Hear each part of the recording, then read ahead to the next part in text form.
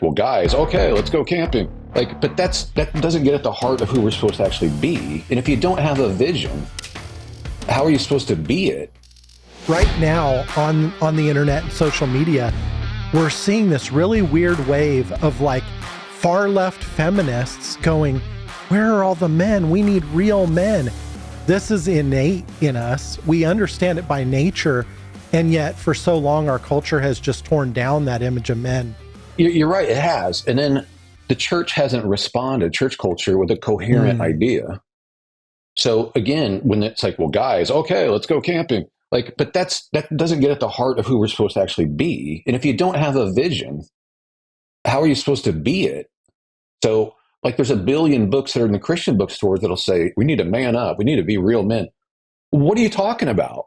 Right. Because that doesn't mean anything. It doesn't have any content to it unless you're able to say this is actually what our role is supposed to be in a specific way. Yeah.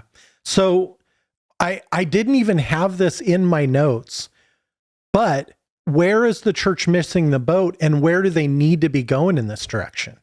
Well, again, I don't think there's a coherent vision that's articulated. Mm-hmm. And so when I brought up Andrew Tate, he's the opposite of well, in some ways, he's the opposite of the feminized man, the passive. He portrays himself as all of this stuff. I guess he's converted to Islam now. But he's like this toxic, all of the cliche toxic stuff.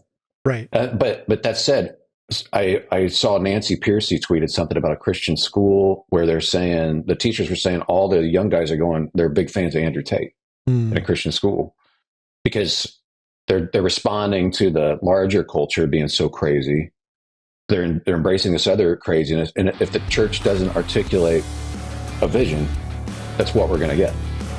This episode of Rapid Response was brought to you by CTC Math. Visit them at ctcmath.com today.